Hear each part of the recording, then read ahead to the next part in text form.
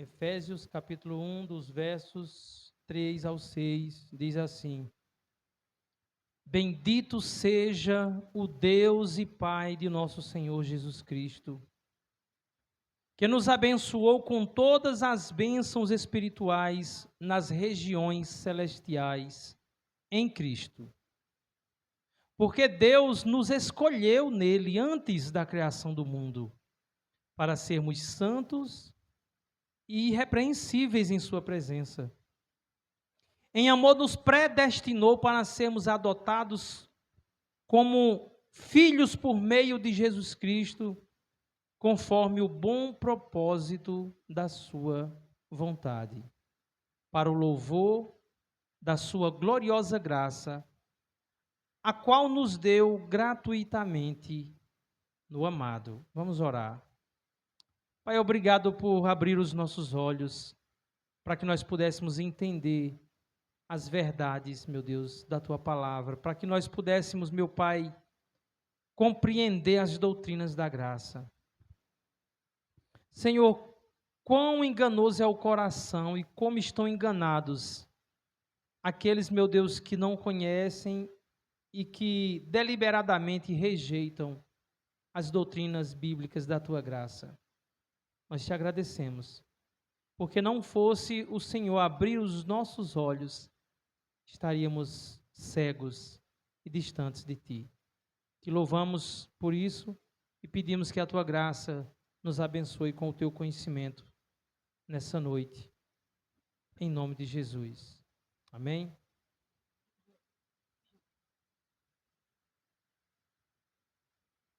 Quero pedir um favor para os irmãos. É possível que esse culto se estenda um pouquinho. Se por acaso você perceber que algum do seu irmão está com sono, está cochilando, dê uma cutucadazinha nele aí e diga: a palavra de Deus está sendo pregada. Amém? Deus é digno de que nós ouçamos a sua palavra.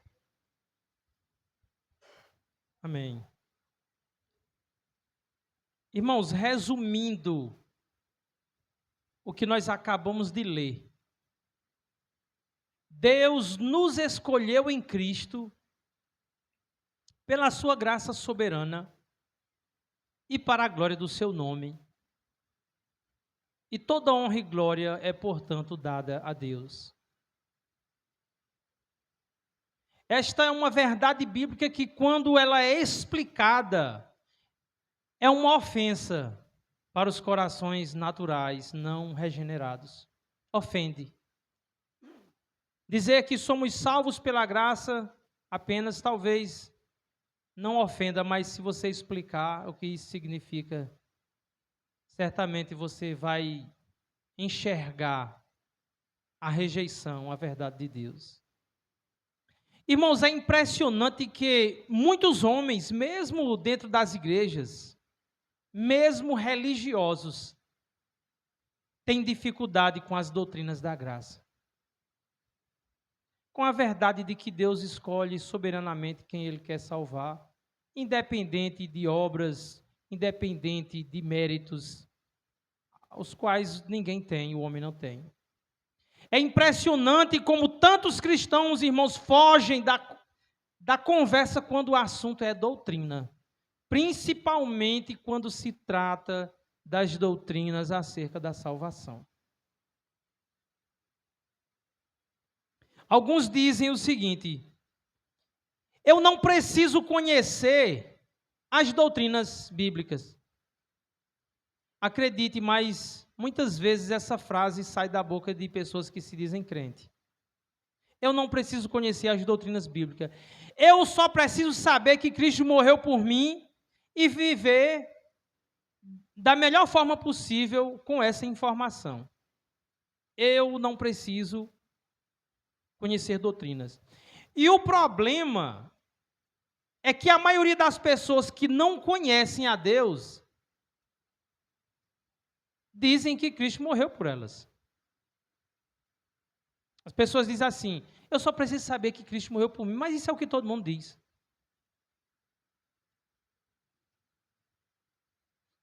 Muitos cristãos vai dizer que doutrina é complicado demais. Eu não preciso conhecer. Tem gente, eles dizem assim, tem gente que vai fundo nas doutrinas e fica louco, endoidece. O problema, irmãos, é que esse discurso em si já é uma doutrina, só que uma doutrina falsa. Alguém que diz, eu não preciso conhecer a doutrina, ele está ensinando uma doutrina. E essa doutrina ensina que nós não precisamos conhecer a mente de Deus. Essa falsa doutrina ensina que conhecer a mente de Deus leva os homens à loucura. Isso é terrível, mas isso é a doutrina que guia a mente de muitos cristãos hoje. Se você é um cristão verdadeiro ou falso, você está envolvido com doutrina. A diferença é que o cristão verdadeiro está envolvido com as doutrinas bíblicas verdadeiras. E o falso crente também está envolvido com doutrinas, só que com doutrinas falsas. Então, dizer que eu não preciso de aprender doutrina é uma doutrina. A doutrina da ignorância. É a doutrina de servir a Deus sem saber quem Ele é, o que Ele faz, como Ele faz. A pessoa que diz doutrina não é importante, ela está pregando uma doutrina falsa, uma doutrina que diz que o que Deus disse não é importante. Geralmente essas pessoas escolhem da Bíblia o que lhe convém e o que elas acham agradável.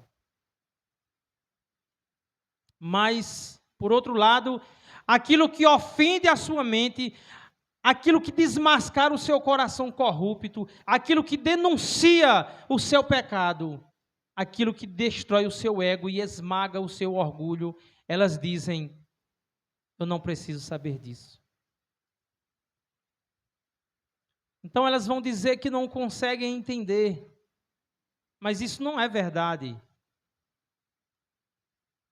A verdade é que elas rejeitam a doutrina justamente porque ouviram e entenderam, mas não suportaram a doutrina. Então essas pessoas fazem da Bíblia um cardápio. Irmãos, ninguém que vai a um restaurante e tem nas suas mãos um cardápio, escolhe daquele cardápio tudo que está ali. Porque nós temos preferências. Existem coisas que nós não gostamos de comer. Então nós escolhemos aquilo que nós gostamos. O problema é que muitos cristãos fazem isso com a palavra de Deus. Eu não gosto disso. Eu não entendo disso. Eu não quero entender isso. Isso é difícil demais.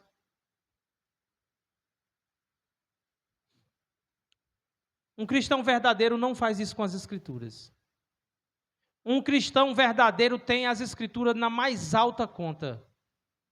2 Timóteo 3, 16 ao 17 diz o seguinte: toda a Escritura é inspirada por Deus e útil para o ensino, para a repreensão, para a correção e para a instrução na justiça, para que o homem de Deus seja apto e plenamente preparado para toda boa obra.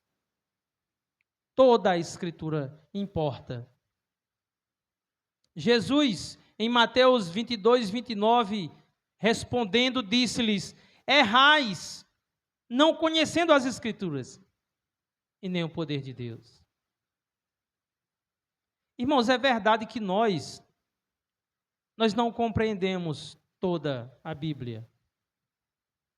É verdade que ao longo da nossa caminhada nós vamos conhecendo aos poucos a palavra de Deus e a nossa mente vai sendo transformada, o nosso comportamento vai sendo mudado, nós vamos conhecendo mais de Deus.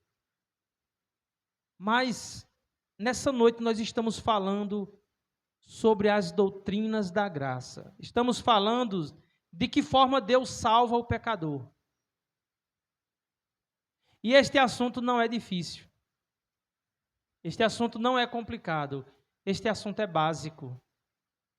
Se alguém se escandaliza ou endurece o seu coração quando ouve as doutrinas da graça, que é o assunto que fala acerca da salvação, se eu não consigo dar testemunho da minha fé, de que forma eu fui salvo, ou se eu me escandalizo com o que a Bíblia diz, eu preciso rever se de fato eu sou um salvo.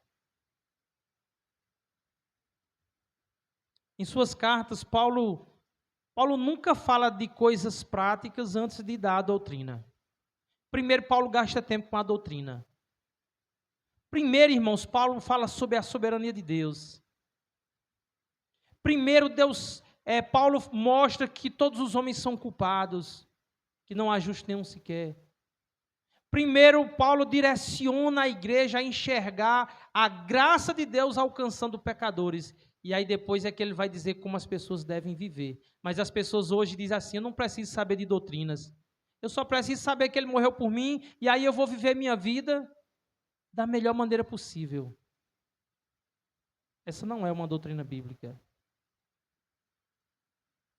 A verdade é que muitas pessoas rejeitam as doutrinas da graça, não porque são difíceis de entender, mas porque as doutrinas da graça esmaga o orgulho humano. Aqui está a raiz do problema. Os homens odeiam as doutrinas da graça, porque essas doutrinas humilham o homem e glorificam somente a Deus. Elas arrancam do homem todo motivo de vanglória, de orgulho, de vaidade, e colocam a coroa exclusivamente sobre a cabeça de Cristo.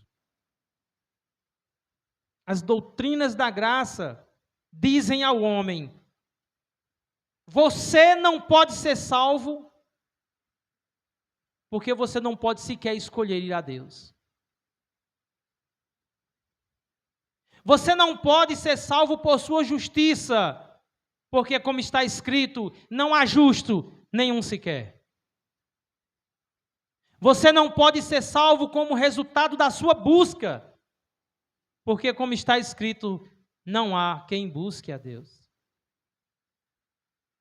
Você não pode ser salvo como recompensa por algum bem que você tenha praticado, pois está escrito, não há quem faça o bem, não há nenhum sequer. E, naturalmente, isso ofende o orgulho do homem, irmãos. Isso ofende. Mas se alguém quer uma mensagem que não ofenda, o orgulho do homem, o cristianismo não é o lugar, então, para essa pessoa. O evangelho não é para essa pessoa. Se alguém quer algo que agrada o seu coração, essa pessoa deve ouvir uma palestra de psicologia, de filosofia, deve ouvir um palestrante coaching, deve comprar livros de autoajuda. Ou então essa pessoa pode também frequentar qualquer uma dessas igrejas que se dizem cristãs, mas que o foco da sua mensagem é exaltar o ego do homem. Alimentar a autoestima do homem, o orgulho e a vaidade do homem. Porque o propósito do evangelho, irmãos, é matar quem nós somos. Matar a nossa natureza pecaminosa e gerar em nós uma nova vida, gerar em nós uma nova natureza para amar a Deus, servir a Deus, glorificar a Deus, viver em função da glória de Deus. E isso só é possível por meio daquilo que Deus disse. Então,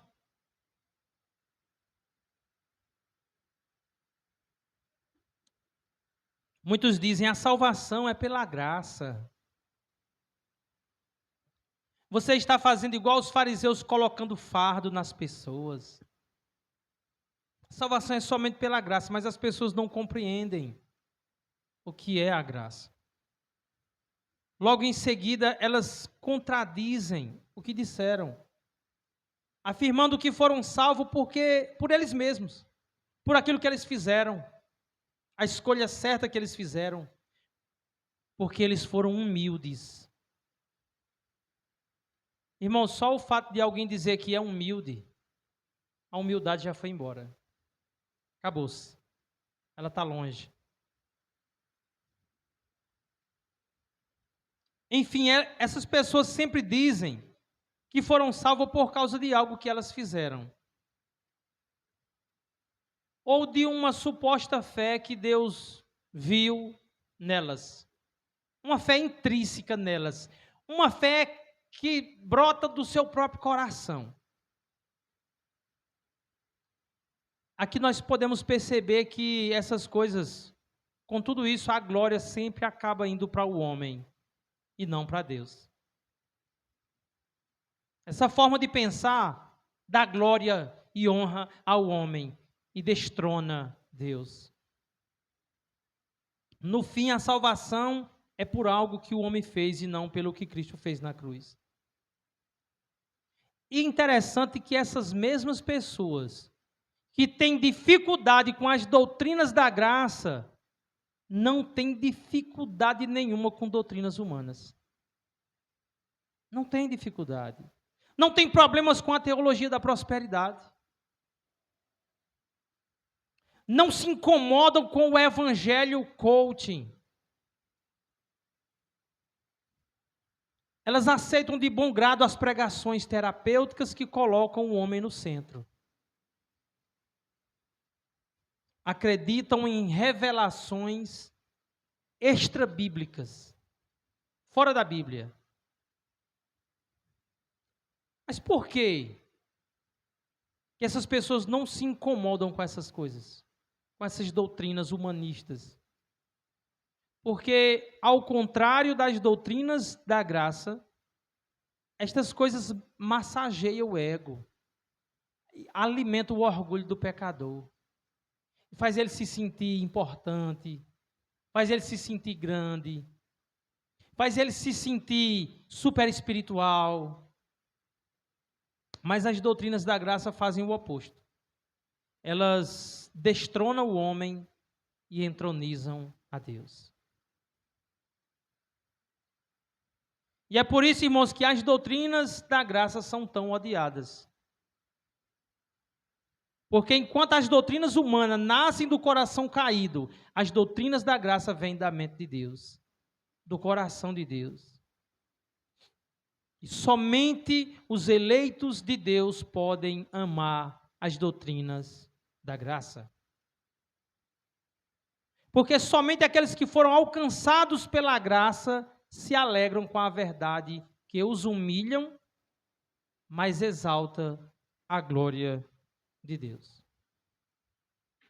Se alegra. Então os homens gostam de ouvir sobre o seu livre-arbítrio. Os homens não têm dificuldade nenhuma quando é dito que eles estão no controle, que eles podem decidir, que eles podem escolher, que eles escolhem, que eles não são tão mal assim, como a Bíblia diz. E eles não têm dificuldades com isso porque eles são filhos de Adão. Os filhos de Adão gostam de ouvir essas coisas. Certamente, vocês não morrerão. Deus sabe que no dia em que dela comerdes, seus olhos serão abertos e vocês serão como Deus. Vocês serão conhecedores do bem e do mal. Vocês estarão no controle. É o que os filhos de Adão, os homens caídos em Adão, gostam de ouvir. Os homens caídos em Adão odeiam a verdade de que só Deus está no controle. Isso fala da soberania de Deus. Salmo 115, verso 3, irmãos, diz o seguinte: o nosso Deus está nos céus e faz tudo o que lhe apraz. Ou seja, Deus faz o que Ele quer, quando quer, na hora que quiser e do jeito que quiser. O verdadeiro problema do homem com as doutrinas da graça não é a falta de compreensão intelectual. Não é que eles não compreendam. mas é a rebeldia contra a soberania de Deus. O homem natural odeia a ideia de um Deus que governa, que escolhe, que decide, que opera conforme o beneplácito da sua vontade. Irmãos, o homem quer um Deus a quem eles possam controlar, a quem eles possam prever. Mas o Deus da Bíblia não se curva à vontade humana. Ele é o Senhor. Deus é o Senhor. E como tal, faz todas as coisas conforme o conselho da sua vontade. Efésios 1, verso 11. A soberania de Deus, irmãos, é o alicerce sobre o qual repousa todas as doutrinas da graça. E nós devemos olhar para as doutrinas da graça com uma lente. Igual eu estou fazendo agora, com esse óculos. Eu estou olhando para esse tablet com os óculos e quando eu tiro eu não consigo enxergar. Nós precisamos olhar para as doutrinas da graça com a lente da soberania de Deus. Quando vamos às Escrituras, devemos entender que Deus é soberano. Deus é soberano. Como diz o profeta Isaías, ai daqueles que contendem com o seu Criador. Acaso dirá o barro ao oleiro, o que fazes? Isaías 45, 9. Irmãos, Deus não pede conselhos a ninguém. Isso é soberania. Deus não busca a aprovação dos homens. Deus não fica encantado com os religiosos que, cheios de orgulhos, porque praticam algumas coisas que eles consideram boas. O Senhor não pede conselho a ninguém e nem teme ofender o orgulho humano. Isaías 55, verso 8 diz, porque os meus pensamentos não são os vossos pensamentos, nem os vossos caminhos os meus caminhos, diz o Senhor. Ou seja, Deus é livre para agir, Deus é livre para escolher, livre para ter misericórdia de quem Ele quiser ter misericórdia e se compadecer de quem Ele quiser se compadecer. E muitos homens se escandalizam com isso. Mas essa é a verdade. Deus é absolutamente soberano e faz tudo aquilo que lhe apraz. E a sua soberania se manifesta em todos os aspectos da criação. A Bíblia, irmãos, é um livro sobre a soberania de Deus, sobre a glória de Deus, sobre a graça de Deus. Tudo é sobre Deus. Deuteronômio 32, 39 diz assim, saibam todos que eu, somente eu sou Deus, e não há outro Deus além de mim. Eu mato, eu faço viver, eu firo e eu curo.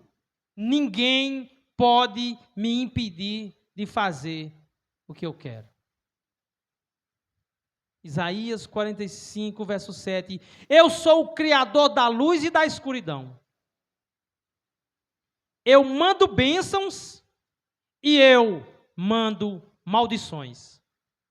Eu, o Senhor, faço tudo isso. Daniel 2, 21. É Ele quem faz mudar os tempos e as estações. É Ele quem põe os reis no poder e é Ele quem os derruba. É Deus. Ele endurece corações e também os quebranta. Êxodo 9, 12 diz, mas o Senhor endureceu o coração de Faraó e ele se recusou a atender Moisés e Arão, conforme o Senhor tinha dito a Moisés. Irmãos, Deus disse a Moisés, vai lá em Faraó e diz a ele que liberte o meu povo.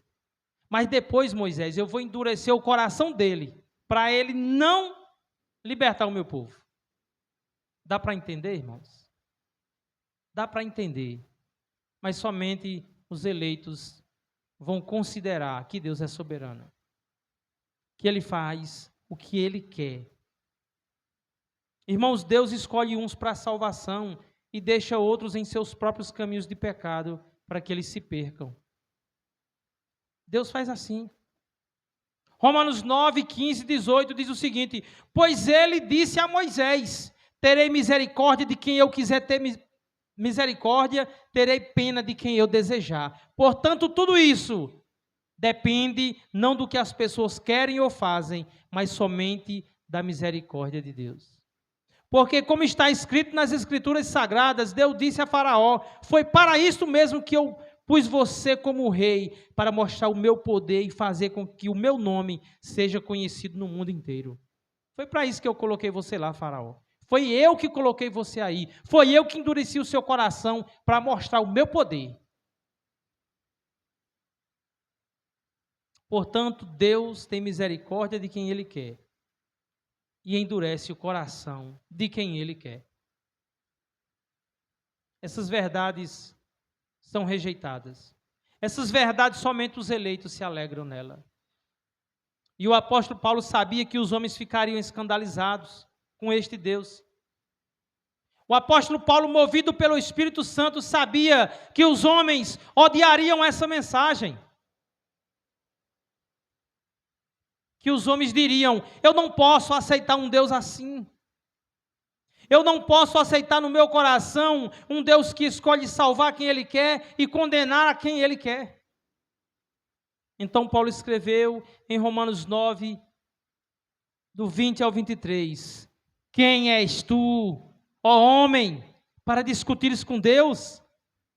Por acaso pode o objeto perguntar a quem o fez: por que me fizeste assim? Ou não tem o oleiro direito sobre a massa para do mesmo barro fazer um vaso para a honra e outro para a desonra? Que diremos, pois, se Deus, querendo mostrar a sua ira e dar a conhecer o seu poder, suportou com muita paciência os vasos de ira preparados para a perdição, a fim de que também desse a conhecer as riquezas da sua glória em vasos de misericórdia, que para a glória preparou de antemão. Esta é a essência da eleição incondicional. Deus escolhe incondicionalmente. Uma escolha feita não com base em qualquer mérito humano, mas segundo a vontade soberana de Deus. Irmãos, a eleição incondicional é uma verdade ensinada em toda a Escritura. A doutrina da eleição não é uma criação humana e nem é um conceito filosófico, mas é a revelação de como Deus salva os pecadores, incondicionalmente.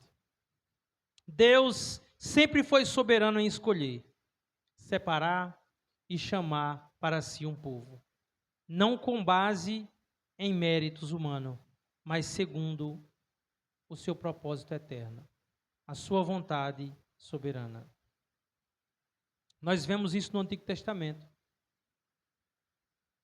Desde o início, Deus age por escolha soberana. Deus escolheu Abraão.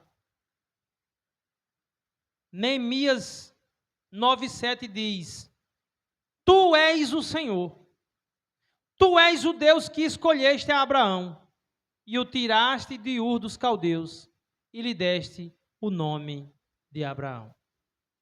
Irmãos, entre todos os homens de Ur dos Caldeus, Deus escolheu Abraão, não por mérito, mas por graça.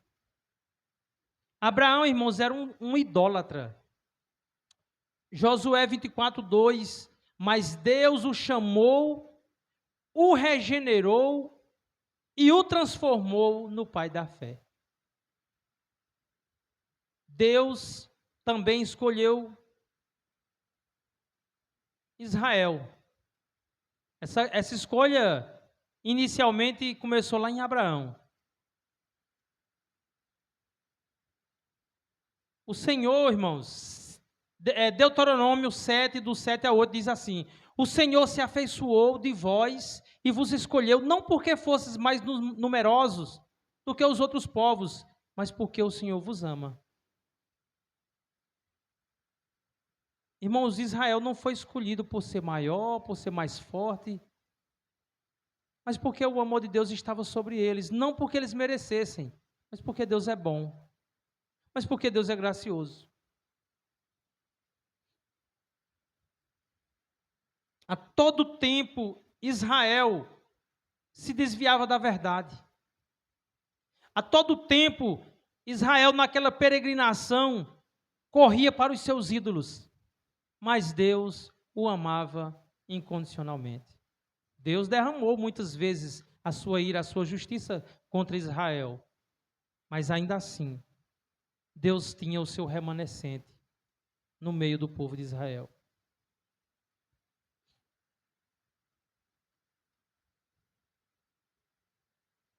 Moisés foi escolhido para liderar o povo. Foi uma escolha de Deus. Não foi uma escolha dos hebreus colocar Moisés como líder. Foi uma escolha de Deus. E Deus não ficou em dívida com os outros que não foram escolhidos, com tantos hebreus que ali tinha. Deus não devia isso a ninguém. Jessé tinha 8 filhos, homens, fortes, mais fortes do que Davi. A Bíblia diz que até mais bonitos. Mas Deus escolheu Davi. Com base em quê? Na sua escolha livre, na sua escolha soberana, na sua vontade. Somente na sua vontade. Os profetas foram chamados pessoalmente como Jeremias. Jeremias 1:5 diz: antes que te formasse no ventre, eu te conheci. E antes que saísse da madre, te santifiquei. Ou seja, eu te separei para mim antes. Antes. Em todas essas histórias, a iniciativa é sempre de Deus. No Novo Testamento é a mesma coisa. O padrão continua. Jesus escolheu os seus discípulos. Não fostes vós quem me escolhestes a mim, mas eu vos escolhi a vós. João 15:16. Cristo deixa claro que a escolha foi dele e não deles. Até Judas foi incluído para cumprir o plano eterno de Deus.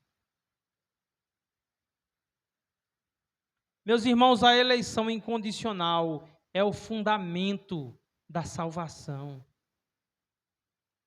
A eleição é pela graça, por meio da fé. Mas muitas pessoas pensam que a salvação é um produto, é um fruto da sua própria fé. Muitos crentes dizem assim: porque eu tive fé, então Deus me salvou.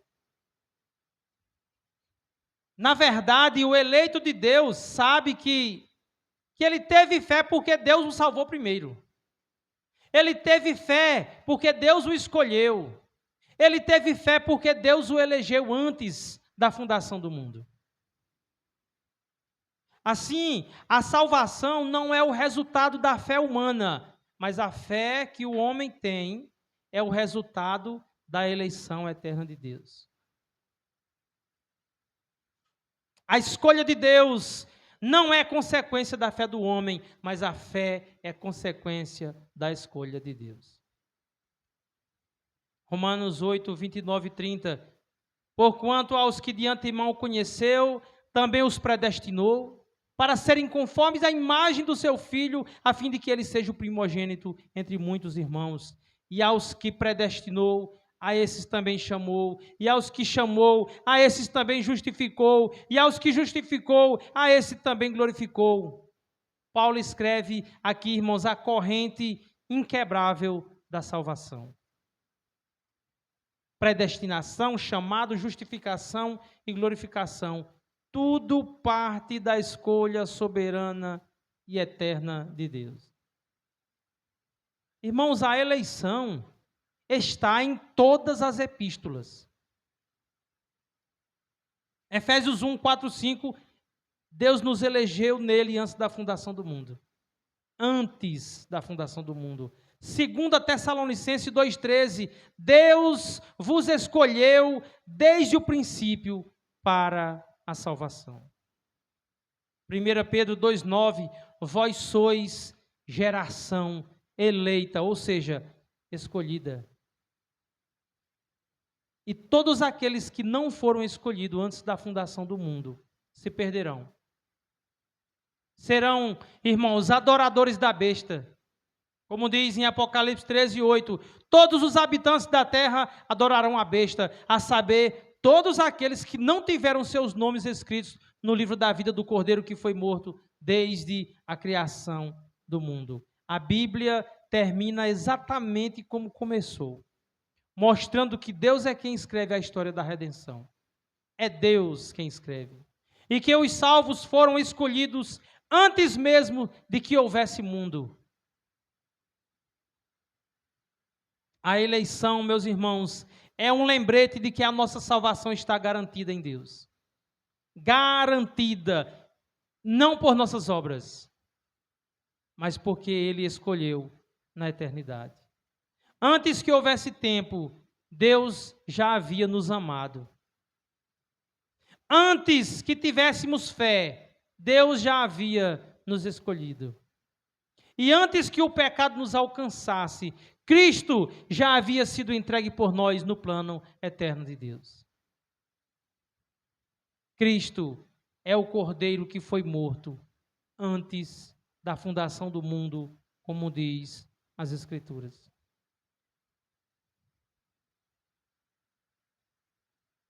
O que essa verdade traz ao nosso coração? Em primeiro lugar, consolo. Essa verdade consola, irmãos, o coração dos crentes. Por quê? Porque ninguém que foi escolhido por Deus será perdido. Ninguém. João 6, 37, 39 diz, todo o que o Pai me dá virá a mim. E o que vem a mim, de maneira nenhuma o lançarei fora.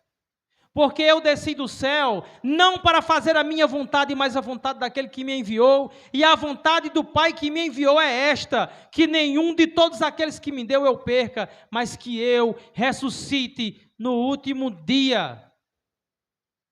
Essa doutrina consola os crentes. Essa doutrina, irmãos, alimenta a fé dos crentes, nos fortalece. Em segundo lugar, essa doutrina consola o coração do crente porque nenhum plano humano, nenhum erro, nenhuma queda pode frustrar os decretos eternos de Deus.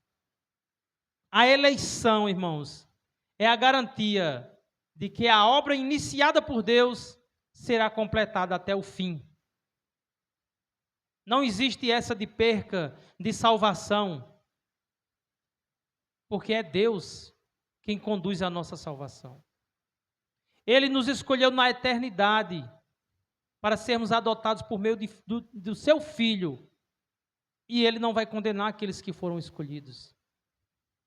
Filipenses 1, verso 6 diz, tendo por certo isto mesmo, que aquele que em vós começou a boa obra, a aperfeiçoará até ao dia de Cristo Jesus.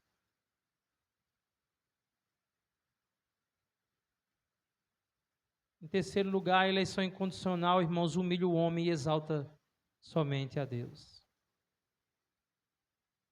Mas muitos insistem em dizer que Deus não tem o direito de escolher, que a vontade do homem é mais importante que a vontade de Deus. Nessa tarde,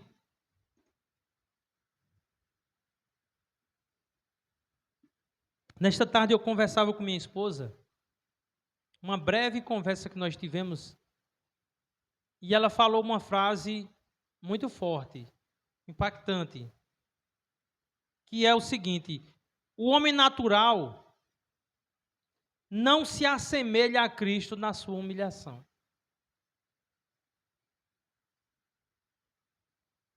o homem não comunga com Cristo do seu sofrimento, da sua humilhação. Irmãos, em Cristo Deus viu tudo que é reto, tudo que é bom, tudo que é justo, tudo que é verdadeiro, tudo que é santo. Cristo é perfeito. No entanto, ele se humilhou. Ele abriu mão da sua glória. Ninguém neste mundo foi mais humilhado do que Cristo. Mas os homens não gostam de uma mensagem que humilha o seu orgulho.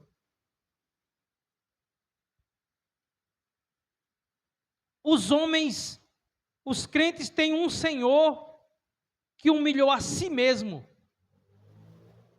Mas os crentes não gostam de serem humilhados. Os homens querem a glória de Cristo, os homens querem a salvação de Cristo, as bênçãos de Cristo. Os homens amam ouvir que são co-herdeiros com Cristo. Mas toda doutrina bíblica tem um único propósito: glorificar a Deus e colocar o homem em seu devido lugar. A doutrina da eleição incondicional faz exatamente isso. Ela arranca de nós todo orgulho, todo mérito, toda vanglória. Irmãos, quando o homem entende que foi escolhido antes da fundação do mundo, que nada nele atraiu o amor de Deus e que tudo é pura graça, então esse homem se prostra diante de Deus. O amor do crente por Deus não nasce de uma consciência que se acha bom, que se acha humilde, que se acha servidor, que acha que possui boas obras, mas porque entende que nada tinha para oferecer a Deus. E Cristo nos deu tudo. Por isso nós o amamos. A eleição mostra que Deus é o centro da salvação e não o homem. Deus é o autor, o executor e o consumador da redenção. Nós somos apenas os beneficiários e nunca os colaboradores. Quando o assunto é salvação. A eleição existe para revelar a glória de Deus. Não há espaço para o ego humano, para a vanglória religiosa, nem para o mérito moral. Irmãos, aqueles que ainda não entenderam a graça, questionam, dizendo: por que Deus não escolheu a todos? Isso é injusto. Mas os que compreenderam a graça de Deus dizem: por qual razão Deus me escolheu a mim, pecador, miserável? Então o crente chega à conclusão, pela revelação das Escrituras, que Deus fez isso para o louvor da glória da sua graça. Os rebeldes dizem: eu não aceito um Deus que não salvam a todos.